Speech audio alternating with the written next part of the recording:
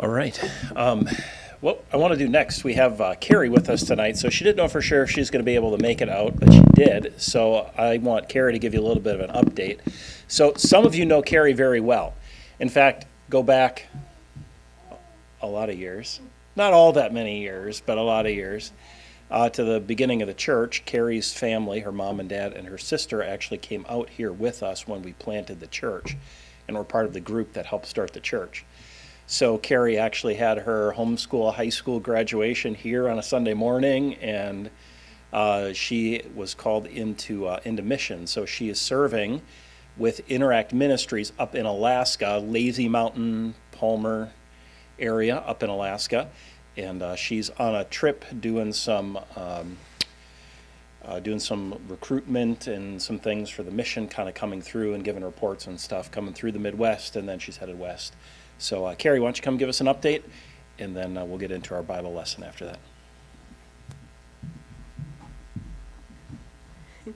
Thanks, Pastor. Hi, everyone. I'm Carrie. I'm the daughter of Toby and Sherry Curtis. It's so cool to be back here again and say hi, like Pastor said. I didn't know if I would make it out here this time. I wanted to. I couldn't on Sunday, but I'm glad God opened a way for Wednesday night. So just to give you a brief recap, so Interact Ministries that we're a part of, that my parents are part of too, started in Alaska, and then God opened the door for Siberia and Western Canada too, to have opportunities with First Nations, Alaska Natives, as well as the residents in Siberia. So God has some awesome things that he's doing there, and we get to be part of the Alaska side. I represent all three fields, though, when I go to college and talk with internship opportunities as well as long-term opportunities to students there. Just kind of try to encourage them on wherever path that God is leading them, mostly in missions if that's his will. There's a lot of ums there. I apologize. Here we go. So just to give you a really quick recap on what last year was like for me and my folks. So my parents, as you know, are the coordinators of the Lazy Mountain campus in Palmer, Alaska. It's called Lazy Mountain. We're not sure why. It was not a very lazy winter at all. But God sustains. He's awesome. We had a lot of training. We had conferences for Interact as well as partnership ministries. We had lots of meetings. There's a lot of hospitality that goes on this campus. So a lot of turnovers and helping to create a good atmosphere for missionaries who need to come off out of the village into maybe doctor's appointments for a bid and stuff like that, or a refresher. We had a few work teams that came up, which were an awesome blessing. It's an old campus, and so being able to have people that could help keep it up to date is awesome. And summertime's the best because things are warm. You can actually do stuff.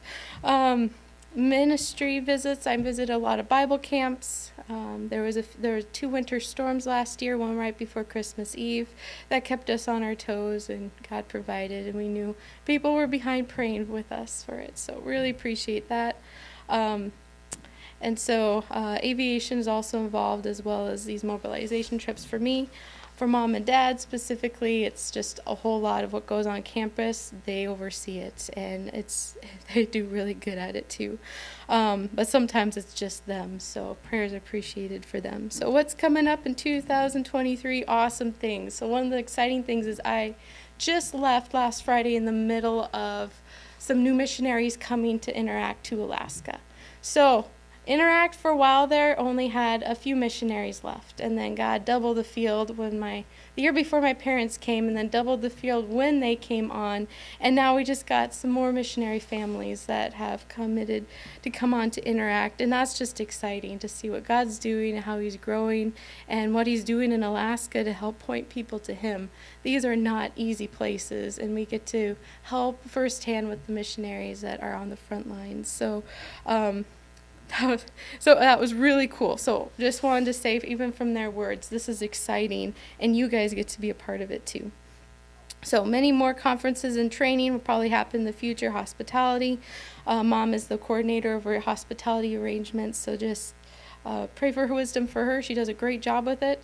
There's just a lot of things that come together sometimes right at the last minute, and she does well. and as well as some hopefully work teams will come this summer. Maybe even some of you. That would be really cool. We also, I hope to have more missionary visits so I can tell you with more pictures maybe next time, or my folks, so what some of these villages look like.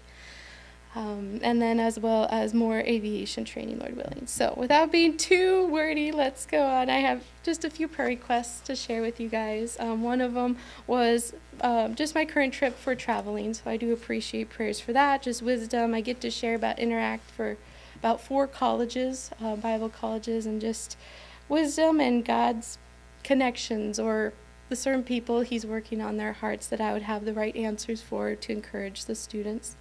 I pray for just God's witness in these vast lands. I mean, Alaska is a pretty big state, but also Western Canada, as well as Siberia, is just, that's a huge amount of land.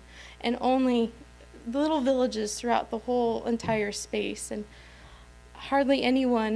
there's hardly a good gospel witness in many of these places. Alaska is still the U.S., but you would be surprised how remote some of these places are, and how dark, and how Christ has not been represented well in the past. So huge confusion there. So prayer for more of God's witness to go out in these places, more people to come on. Yes? Yes.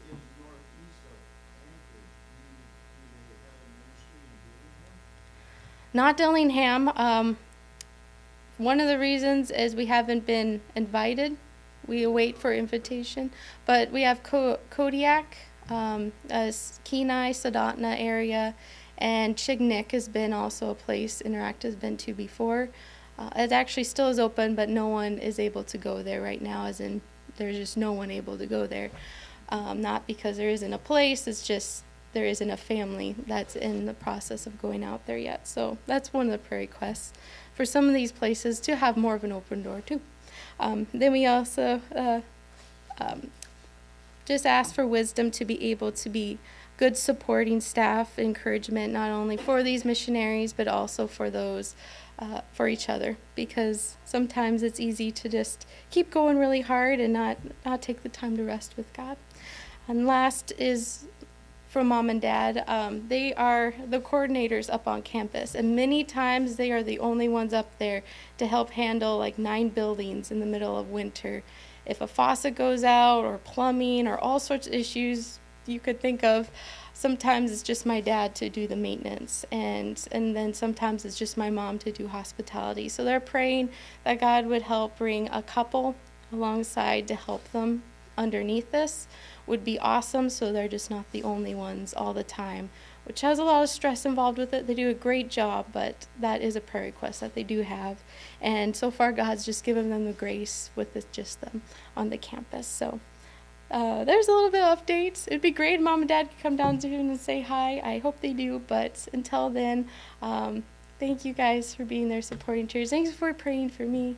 We really do appreciate it, and it's fun to meet some of you for the first time and to see old faces that I've known since I was 16 years old.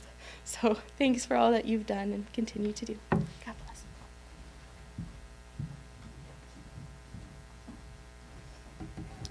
All right, thanks, Carrie.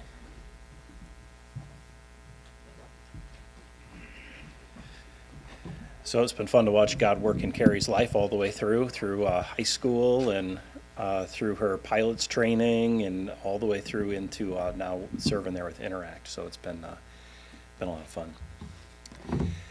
1 Kings 12 for us tonight. Let me make a couple of comments before we get started into the Bible study. I know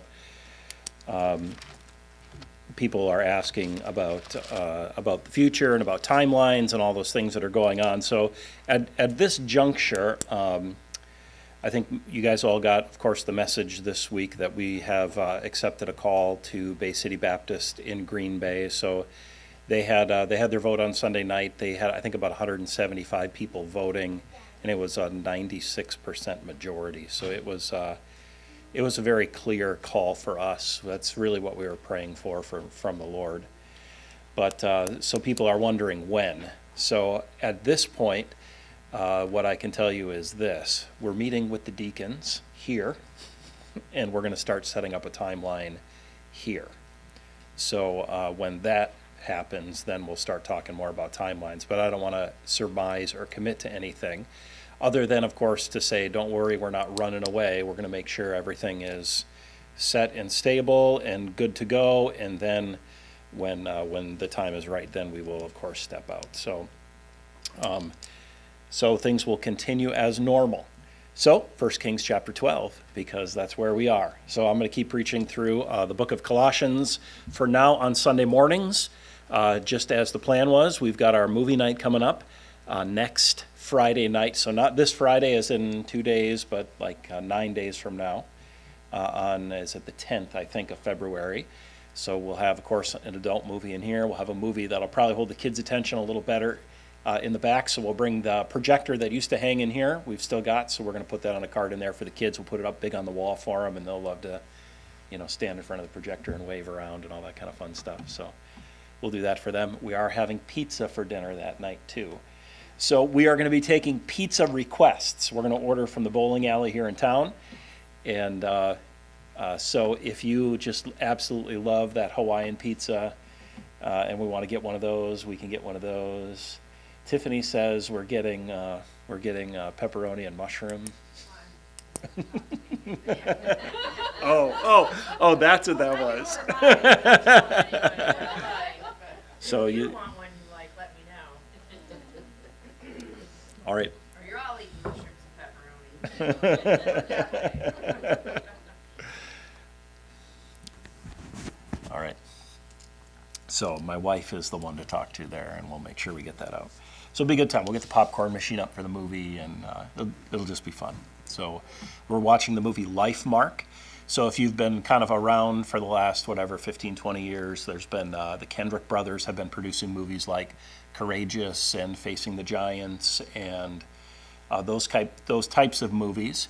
So they've done another project in conjunction with Kirk Cameron, and it's called Life Mark. So these movies, I actually haven't seen the movie yet. It has been recommended to me by some of you. I know Mabel's seen it, and I'm told it's a fantastic movie. So I was willing to take that as a reference to say, yep, we know it's going to be good. So we're looking forward to that. So I'm trying to not watch it because I kind of want to see it for the first time that night if we can. So it should be good. All right, 1 Kings chapter 12. We're continuing our study. We looked at the United Kingdom of Israel, and tonight we are pushing the wrong button. There we go. Tonight we're finishing through. We looked at the transition of the kingdom from David to Solomon. Then we looked at Solomon building the temple, and then Solomon's downfall. Ultimately, you remember, because of those protective standards that God had laid in place for the king, Solomon ignored them. He did not guard his heart, and because he did not guard his heart strayed from the Lord. And this is what happens with humanity. We are all oriented away from God. Our hearts are deceitful and desperately wicked, and if we do not cut off the worldly influences from our lives, and then in conjunction through the work of the Holy Spirit, we're destined for failure. They say as Christians, we are in a sense on an escalator. If we're not moving forward for the Lord, we're moving backwards. And that's kind of what happened with Solomon, is he just kind of let things happen around him, and he married all those wives. They turned his heart away from the Lord, and ultimately God is going to bring judgment now because of that. So we're going to see Israel split into two. So we're starting down here now. I don't know if that was me or not. We're starting down here now with Rehoboam and Jeroboam in tonight's lesson. So 1 Kings chapter 12 says, "And Rehoboam went to Shechem, for all Israel had gone up to Shechem to make him king." So it happened when Jeroboam the son of Nebat heard it. He was still in Egypt, for he had fled from the presence of King Solomon and had been dwelling in Egypt, that they sent and called him. Then Jeroboam and the whole assembly of Israel came and spoke to Rehoboam, saying, "Your father made our yoke heavy. Now therefore lighten the burdensome service of your father and his heavy yoke which he put on us, and we will serve you." So he said to them, "Depart for 3 days and then come back to me." And the people departed.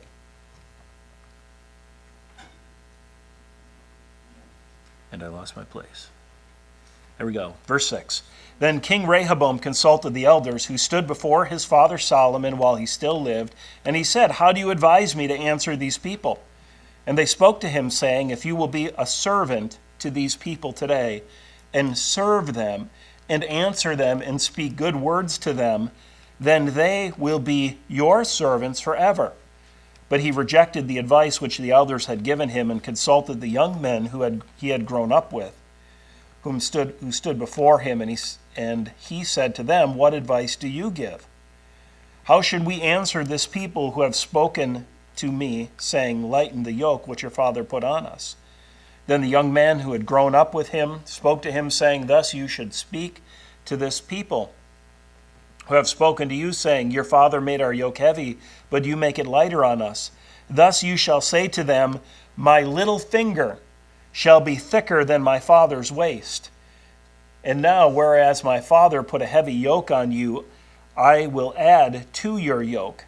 My father chastised you with whips, but I will chastise you with scourges." So you see, Rehoboam sought counsel, and he's given two diverse forms of counsel.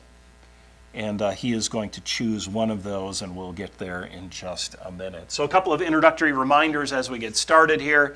Of course, number one, Solomon, of course, is dead. He died after reigning in Israel for 40 years, or reigning over Israel, reigning in Israel for 40 years. I missed my preposition here, so I think it's on your handout, though. And then number two, God had prophesied that the kingdom would be divided after Solomon's death because of Solomon's idolatry.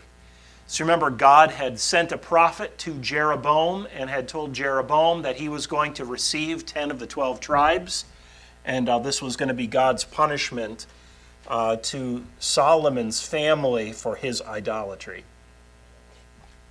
So as we begin this story, it's kind of interesting as you read this, because there's always maybe a little bit of this tension in the story, and we'll talk about this as we get to the end. Okay, this is something that God said was going to happen. So Rehoboam, what's he doing in this, right? Because as you read this, we already know what's going to happen, but we don't know how it's going to happen. And what then responsibility does Rehoboam play in this? So we'll talk about that as we go on here too. So let's talk about Rehoboam's folly. I think in your bulletin for this week, I think we entitled this "Foolishness Falls Like an Axe." And Rehoboam's foolishness is ultimately going to split the kingdom. So Rehoboam ascended as the rightful ruler of the 12 tribes of Israel. So he went to Shechem to be coronated as king of all 12 tribes. So Shechem was kind of there in the middle of the country, and it was a place where they were open, where the nation could gather together. And then they would have this huge coronation ceremony where he would then become the ruler of all 12 tribes. Now, as we read this, you noted that Jeroboam and the 10 northern tribes demanded an easing of Solomon's taxation and conscription. So you remember what Solomon did when he was the king in order to accomplish all of his amazing building programs? He taxed and conscripted the people. So there were people who were forced into labor. If you are not a Hebrew, ethnically, you were forced into labor. But then there were also people who were hired on, and you remember they were working 4 months out of the year, and then they were home the other 8 months of the year. And they were kind of working in a circuit like that. Well, you can imagine after 40 years, this begins to wear on a people. Because Solomon has accomplished great things. But those great things that he has accomplished, number one, are expensive. And number two, they require a lot of work. So here we are. So we all know you get tired after a while. And as a nation, Israel is tired. And it's not that great things weren't accomplished, but every now and again you need a rest, right? So here they are. So these people come to him and they say, okay, you need to lighten the load. And Rehoboam is going to respond to them. Now, there's a couple of pieces of history that I think are helpful for you to know at this point. Because if you think Rehoboam's just kind of stumbling into this, and it's like, wow, How did the nation divide over just this one simple question? Well, there's a little bit more to it. There is a historic tension that existed between what eventually becomes Israel and Judah. When you look at the story leading up to this, 2 Samuel 2, 3, and 4, after David becomes king, so rewind 120 years. So not all that long ago. You say 120 years, that's an awful long time. Well, there are still people fighting the Civil War today, right? Aren't there? Okay, there are still people fighting the Civil War today. How many years ago was that? Okay, so 120 years before, when David became king, he first became king just over Judah. And there was another king who was reigning over the northern portion of the kingdom. His name, I think, was Ishbosheth, if I remember correctly. But the two nations actually warred against each other, and there was bloodshed between these nations. So there was some historic tension there. Also, when you come to 2 Samuel chapter 20, you'll find it's actually somewhat interesting. There's a quotation in verse 16 that's actually identical to something that was said in 2 Samuel chapter 20. At the end of David's reign, there was a rebellion under a guy named Sheba. And the guy named Sheba said, like I said, exactly what's in verse 16. What share have we in David? We have no inheritance with the son of Jesse. To your tents, O Israel. Now see to your own house, O David. So essentially what these rebels in Sheba's time were saying was, okay, David and your family, Judah, okay, you guys can have him as your king. Okay, we want to be out on your own. So it was, in a sense, kind of a rebellion. So there's historic tensions at this kind of fault line through the center of the kingdom between Judah and the 10 tribes. So David was able to hold it together for the most part. Saul was able to hold it together for the most part. Solomon, of course, in his strength, was able to hold it together. But these things were still there. So Rehoboam would have known this. So you have to be careful. When you know you're in a place where tensions are high, you know that you have to tread lightly. And that if you try and push too hard, you're going to ultimately see something break. So the second thing that he needs to know is that Jeroboam is part of this response to the king, right? Now, Jeroboam was a known and an effective dissident. We saw this in the previous chapter where Solomon actually ran him out of the country. Tried to kill him because he was starting to build a movement against Solomon. So Jeroboam was a known and effective dissident. So Rehoboam has to know at this point that this is not just a simple request, but that he is in one sense standing on a powder keg, and that if he doesn't handle this right, there's going to be trouble. So they are going to request an easing of Solomon's taxation and conscription. So Rehoboam is wisely going to ask for 3 days to consider their demands. So as you're reading this story, up until this point, we might be reading a happy story, right? Rehoboam, he comes to the coronation, they make a demand, he says, give me some time to think about it, please. Okay, then what's the first thing that he does? He goes and he finds his father's advisors, and he asks advice from his father's advisors. So as we're reading along, here we are. This is all good, right? I mean, we had yet to come to a place where he's doing something foolish. So he's going to seek counsel from his father's and experienced advisors, but he is also going to seek counsel from his youthful contemporaries. Now, it's not necessarily a bad thing to get advice from a lot of people. In fact, we're told in the book of Proverbs, right? In the multitude of counselors, there is safety. And that when it comes to making a decision, the best thing you can do is seek advice from a lot of different people in a lot of different areas. By the way, let me give you a reminder on this. Sometimes people come to me and ask advice because I'm a pastor, and that's actually a good thing. I would encourage you to seek advice from those who are your spiritual leaders when you're making spiritual decisions. But if you're, for instance, looking at buying a new car, the best place to get advice when you're looking to buy a new car is an automotive mechanic. Okay? So you should go looking for advice from people who are knowledgeable in the area that you are looking for. So as a pastor, of course, I'm always willing and able to give you advice about budgeting and wisdom, about spiritual direction and reasoning and why you're making choices. Those are all things that I can help you with on a spiritual level. But if you're looking for some kind of magic answer, that there's some kind of super unknown car that is the best one for you, I don't have a divining rod for those sorts of things. I know sometimes people come to me like, I've got this divining rod and I can find you, walk through a car lot and find you the right one. It doesn't work like that, right? So, but the Lord does give wisdom. So he seeks counsel from his father's experienced advisors and his youthful contemporaries. So here's where the story goes awry. So the experienced advisors are going to encourage Rehoboam really to earn the people's loyalty by serving them. And if you caught this in verses 6 and 7, you'll notice a word that's repeated in this passage. And I think this is the way things normally work. They said in verse 7, if you will be a servant to these people today and serve them and answer them and speak good words to them, then what will happen? They will be your servant. So there's some wisdom that's being given here by a group of men who I think understand the nature of leadership. That leadership is ultimately about what?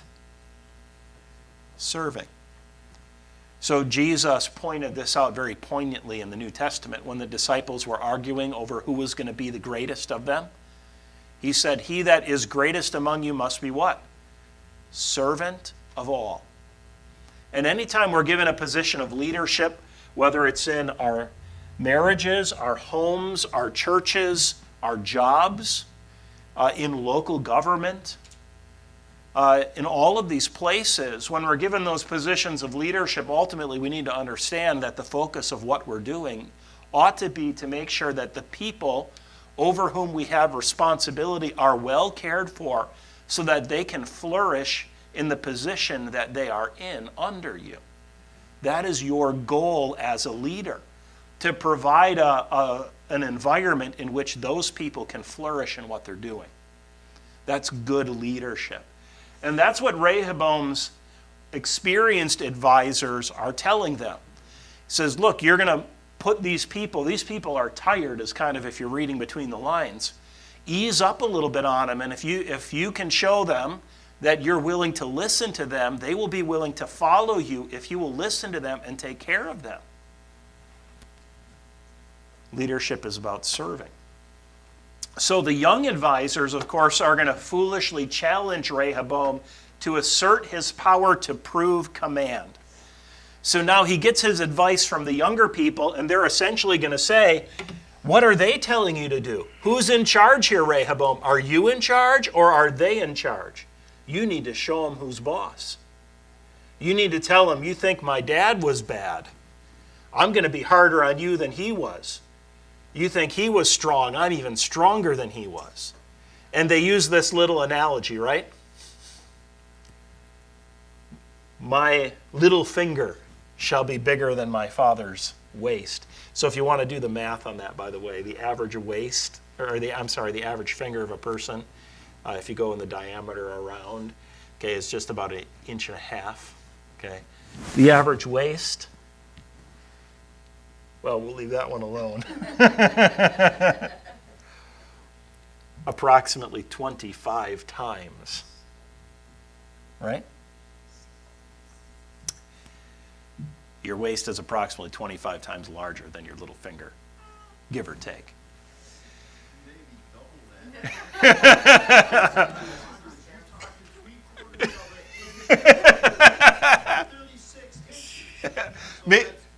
Maybe some more than others, right?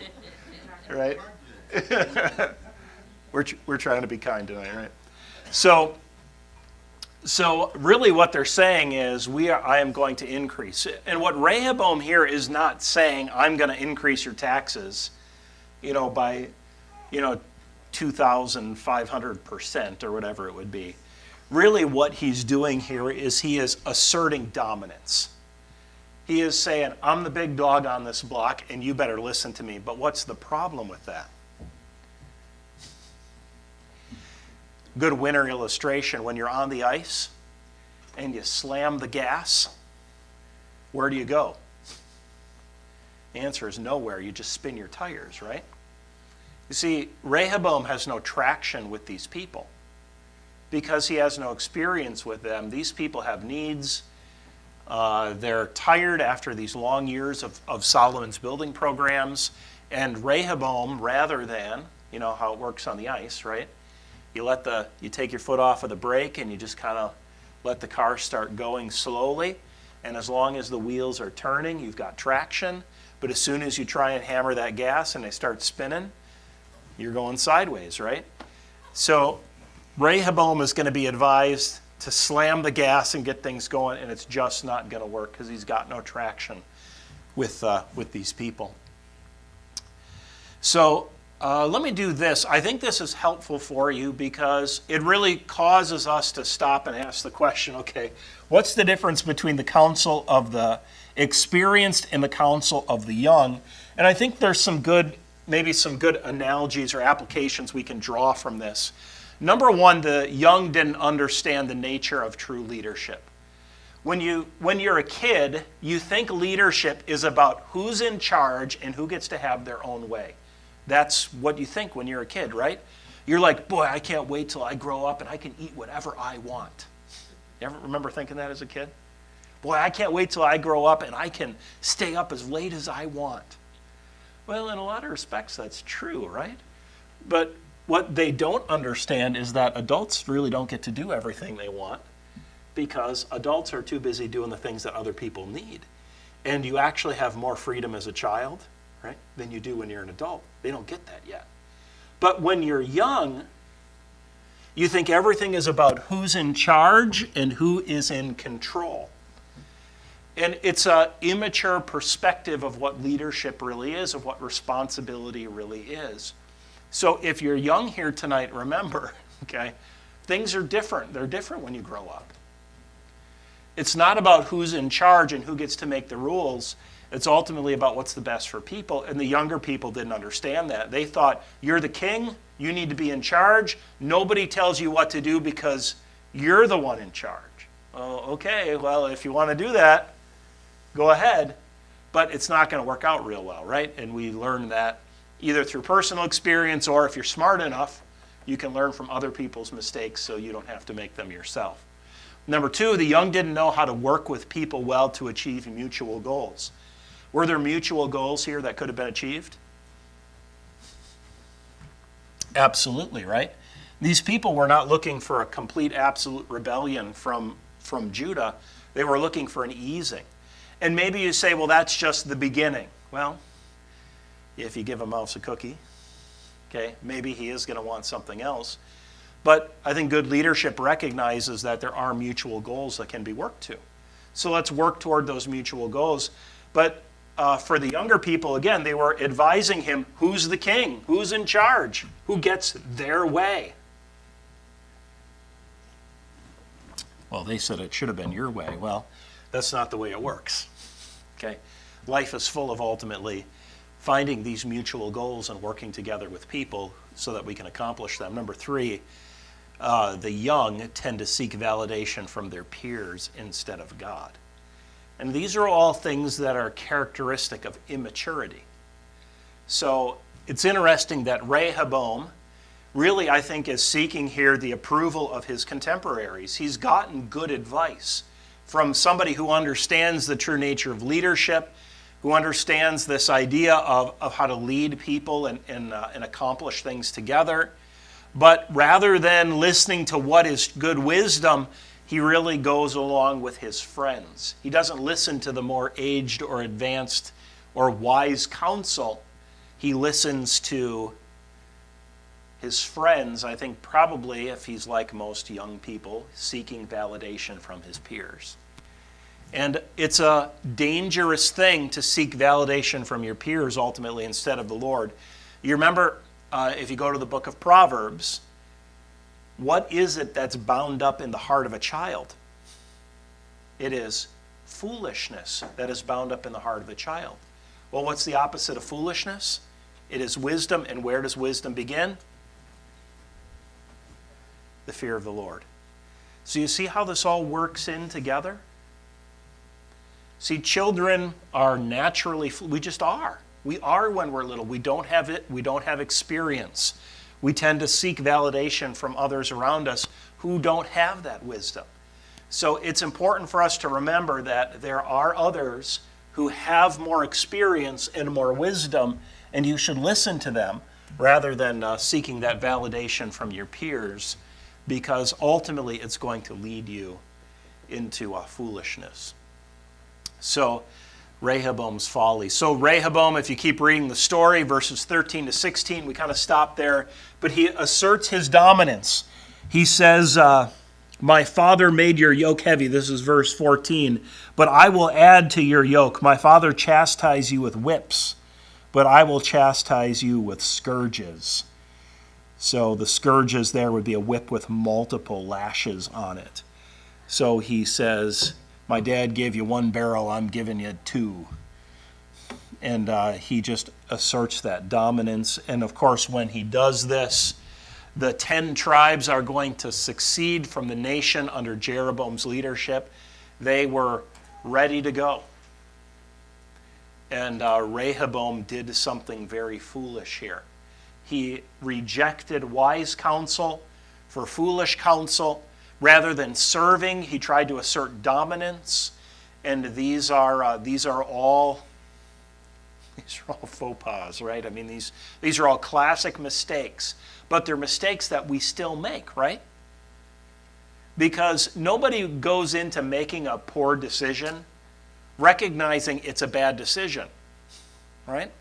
Nobody goes, oh, this is a horrible decision, let's do it. Well, I guess there probably are some people who do that, okay, because they're just overall foolish. But for the most part, when it comes to life, people do what they believe is right, which is why the Bible warns us, there is a way which seems right unto a man, but its ends are the ways of death. So be warned. When counsel is telling you you're going in a wrong direction, but you think you're going in the right direction, just make sure you're listening to see what kind of counsel it is. Yes, sir? Well, when I come to you and ask you if I should buy a car, you somehow have to give me a realistic answer. You know, I think that's why we question our leaders, because we're looking for... Oh, absolutely, for good wisdom, right? So, and that's where, like, when you come to a pastor, I'm gonna talk with you, and I'm gonna say, well, how is your existing car? Is it reliable? So why doesn't that person just ask for God's help? Right. Yep, and you do get God's help sometimes by going to your spiritual leaders, right? Absolutely. Yeah. Yeah, it's a wise thing. So, and we can help you with the spiritual ends of those decisions, right? Like, are you being driven to do something by discontentment when you ought to be content? Are you being driven to do something by trying to seek validation from your peers? You know, so we can help you with questions like that to kind of just help you work through, are you doing this? Is it really a wise decision for you? But when it comes down to, what's the best model, what engine is going to last the longest, man, ask an auto mechanic about that stuff, right? But then that has experience. Yes. Not a young leader may not have that experience. Sure. Maybe he had read it, but he has not experienced the natural things, how things, price increase and unforeseen things. Yep. Yeah. Yep, absolutely. So Rehoboam makes his foolish choice, and foolishness falls like an axe, and it splits the kingdom in two.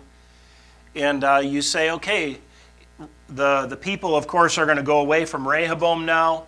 They're going to use this statement, again, a poetic statement. Like I said, this is a repeat of something that Sheba said in a rebellion against David. What share have we with David? We have no inheritance in the son of Jesse. To your tents, O Israel, Now see to your own house, O David. So really you'll see the statement is dividing two groups. There is Israel, and then there's David and the house of Jesse. So there's us and them. And the nation divides, into two. So here is now, the division has been made. So how is Rehoboam going to fix this? Well, Rehoboam is going to, after he hits the gas and his tires are spinning, he's going to decide, well, I'm not going anywhere, so maybe I need to hit the gas even harder. And what does that do? And the answer is absolutely nothing. So Rehoboam is going to attempt two more strong-arm tactics to assert his authority over the 10 northern tribes. So if you keep reading here, what he's going to do is Israel is going to depart, and Rehoboam is going to stay there in Shechem. But what he's going to do now in verse 18 is he's going to send Adoram, who is in charge of the revenue. So he is the guy who is, in a sense, the head agent of the IRS. And he is going to send Adoram over to Israel, I guess we can assume from the passage, to collect taxes from them.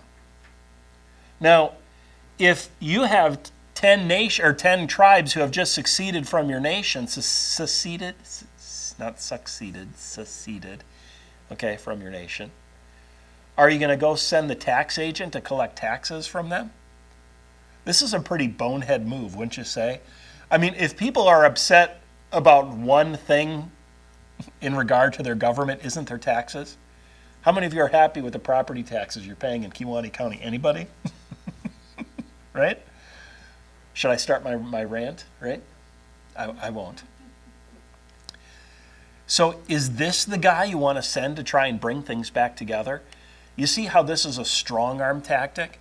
Rehoboam sends this guy, in a sense, to say, hey, you owe taxes, you better pay up. Not exactly endearing at this moment, is it? Right? I mean, he's not sending over a guy with a white flag. He's sending over there a guy with a hammer to try and drive him back into line with the tax collector. Well, the only thing the guy collects is stones, not taxes.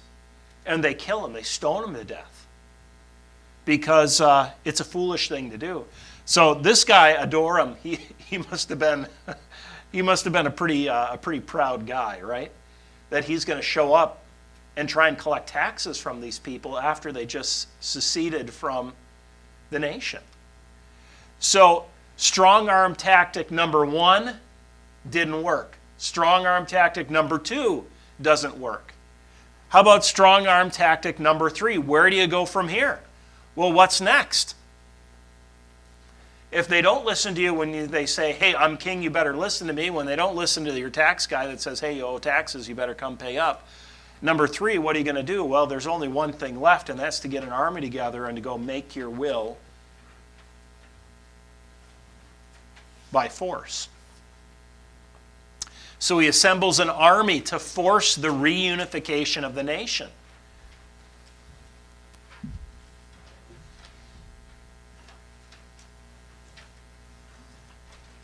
Now, this is the beginning of a civil war. Now, we've seen this play out in history numbers of times as Americans. We saw this play out in history.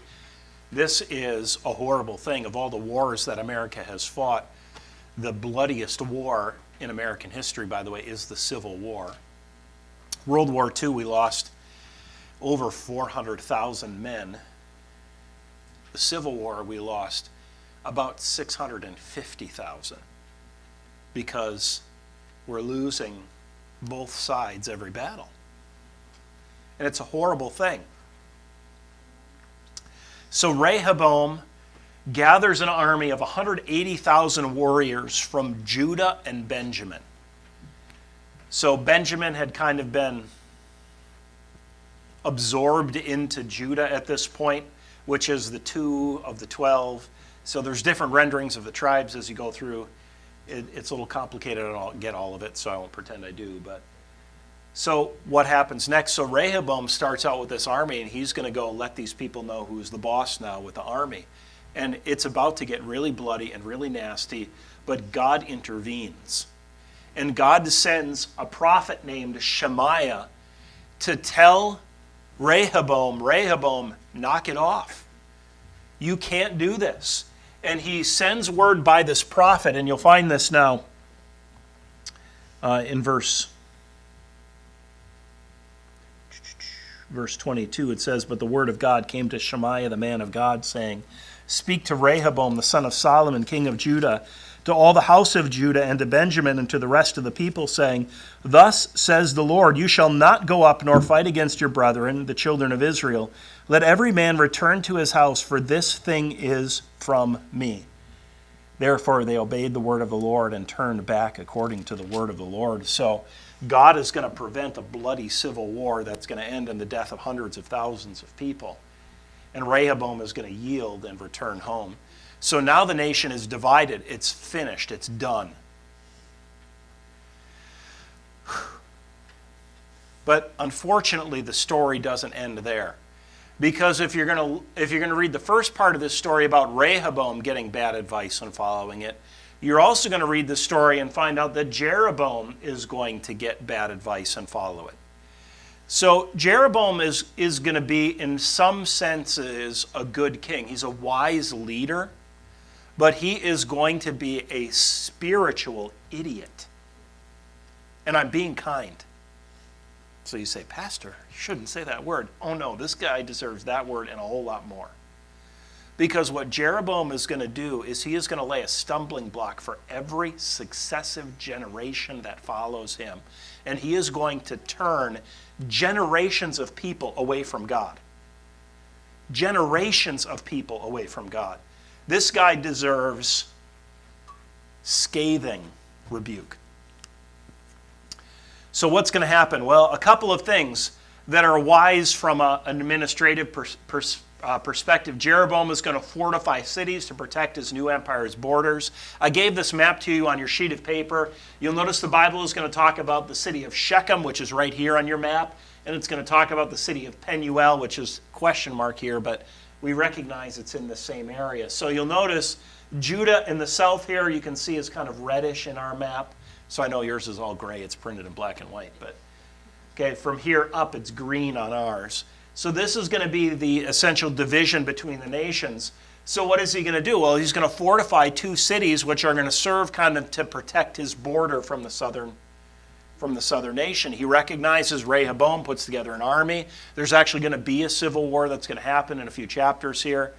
So he is going to fortify these cities to protect his border so that if Judah is going to try and come north into Israel, which is what these two nations are now called, Judah in the south and Israel in the north is the way they're referred to from here on out. He's going to be able to do that. So he's thinking like a king of these nations. I got to start by protecting my borders.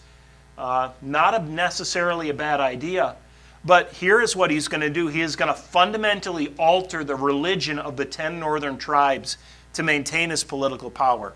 So if you read on in verse 26, it says, "And Jeroboam said in his heart, Now the kingdom may return to the house of David. If these people go up to offer sacrifices in the house of the Lord at Jerusalem, then the heart of the people will turn back to their Lord, Rehoboam, king of Judah, and they will kill me and go back to Rehoboam, king of Judah. Therefore the king asked advice." He got lousy advice. "And from that advice he made 2 calves of gold and said to the people, It is too much for you to go up to Jerusalem. Here are your gods, O Israel, which brought you up out of the land of Egypt." Now, again, another quotation. This is what Aaron told the people when they were at Mount Sinai. When he made the golden calf, when it, ooh, look at that, it just jumped right out of the fire. Remember that? "Here are your gods, O Israel, which brought you up out of the land of Egypt." So Jeroboam is looking back into the history again and learning from all the bad examples of people. Sheba's rebellion, Aaron at Mount Sinai. It's like, how many more bad examples can you find to follow? So, number one, he is going to discourage the people from worshiping at Jerusalem according to the law. And you'll notice how he does it in verse 28. Notice this subtle temptation. It is too much for you to go up to Jerusalem. You know what? Jerusalem is just too far. It's too far. It's too hard. Worshiping God shouldn't be so hard. Amen? What, I get no amens? You see the subtle temptation? It's too hard. So let me make it easier for you. So he's going to replace God with two idols. And he's going to place one of those idols in a place called Bethel. Notice where that is. Right down here in the south. And he's going to place the other one of those idols up here in Dan. Some commentators think, in a sense, what he's doing is he's replacing the two cherubim on the top of the Ark of the Covenant with two calves that would, in a sense, kind of mark the beginning and ending of their territories. I'm like, okay, whatever. If you want, that's fine. I guess it doesn't really make much of a difference. But you see what he's doing? He's making sure that he puts one way down here. Why way down here? Because this is the road that goes up to where? Jerusalem. So he's going to make it just a little bit easier. And isn't it true that false religion is always just a little bit easier than true religion? There's an analogy to be learned there. So then for the people who live way up north, he puts one way up north. So that it's just easier because it's too hard to go to Jerusalem. So he replaced the one temple, which was in Jerusalem, with many others. He built 2 shrines in Dan and Bethel and multiple high places all over the nations. You remember when we were studying about Solomon, how when Solomon built the temple, they got rid of all of the high places, and at that point, there was one place, there was one altar to sacrifice. There was one high place that everyone was supposed to go to. It was the temple, and they were all gotten rid of. Well, now here we go. Jeroboam comes back, and all those high places that were built on the tops of the hills all around where people worshiped false gods, he built them all back up again. And where they had been gotten rid of, now they're back again. Number 3, I think. He replaced the Levitical priesthood with unspecified peoples. So he created a priesthood from anyone who wanted to be a priest. And you say, well, what's the problem with that? Well, you remember God had laid out that the priesthood was supposed to be from the tribe of Levi. It was something very specific in the law that God had done. And this is the way it was supposed to be. He fundamentally transformed every part of their religion. He transformed where they worshiped. He transformed who they worshiped. Transformed what they worshiped. He's also going to transform when they worship. He is going to replace the Mosaic feast with his own arbitrary festal calendar.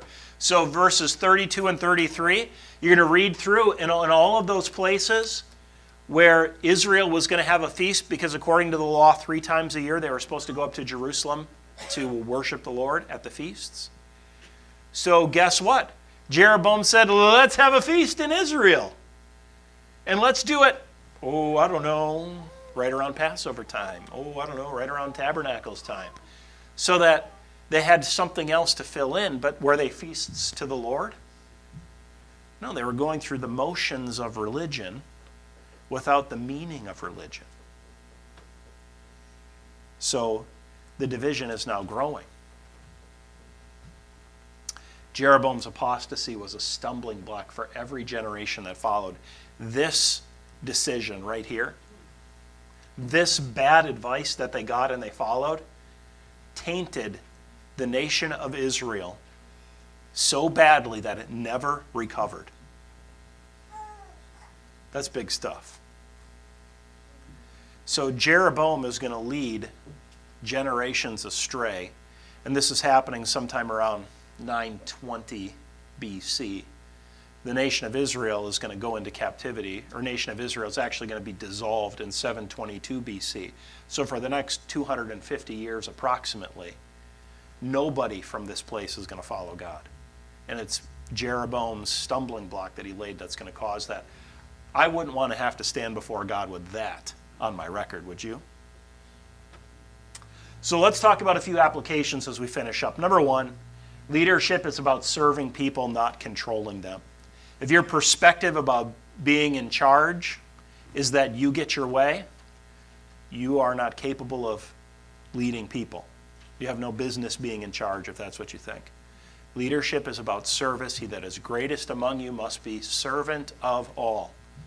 So we talked about that already. I won't belabor that point. Number two, youthful advice usually lacks the experience to know how to achieve its goals well. It's really interesting when you think about it. The advice that Rehoboam was given by the experienced generation and by the younger generation had the same goal in mind, that Rehoboam would be the king over the people. But they had two drastically different ways of going about it, right? And the youthful people knew exactly what Rehoboam was supposed to be shooting for. They just didn't know how to get there the right way. So remember, it's not necessarily that we disagree all the time with bad advice, but we disagree on some important parts. So there are always some things in bad advice that line up with good advice, but make sure that you recognize you need to know how to achieve your goals well, because how you get there is as important as where you're going. Number three,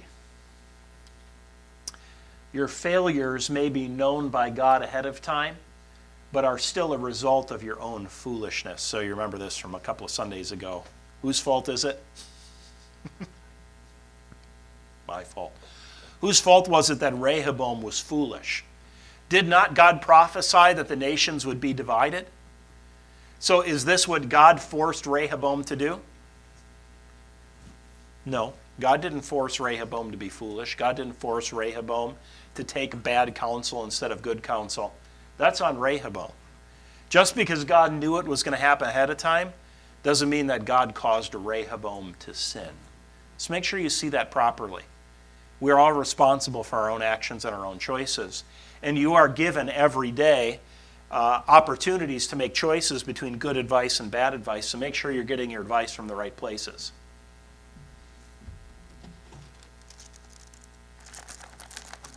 Right? Make sure you're in the scriptures. Number four, obedience to the Lord is never too much for those who are grateful to their God. Now, I know I'm singing to the choir on this one because I know how far many of you drive to come to Bible study in the middle of the week, in the dark, in the winter. Okay, but it's never too much, right? When the Lord has done so much for us, is anything ever too much for him? Real truth, is it worth the work? Is it worth the effort? Is it worth the time? It is. Never too much. There's no such thing when it comes to our relationship with God. He deserves everything. And then the last one, sins have consequences for those who are coming behind us. So remember, you are leaving footprints that others are following. Where are your footprints leading the people who are coming behind you? Are your footprints leading them closer to the Lord? Or are your footprints leading them further away? And that's not a question just for the old, by the way. If you're sitting here with gray hair thinking, oh, this one's for me. If you're sitting here and you're under 5 foot tall, this one's for you, right? Because every grade that you're in, you have people who are coming behind you. As you're leaving elementary school, you have people who are coming behind you. As you're leaving junior high or high school, you have people who are coming behind you. You have younger brothers or sisters who are coming behind you. You're leaving footprints that they're going to follow. Where are you leading them? Jeroboam is a horrible example of somebody who led people astray. Don't be like Jeroboam. In case you didn't get that part. Jeroboam, bad. Rehoboam, not bad, not good. Okay, there are greater examples to follow. So here's your reminder. Be selective in choosing counsel. Bad advice can have horrible consequences. So make sure you're selective in the counsel you seek.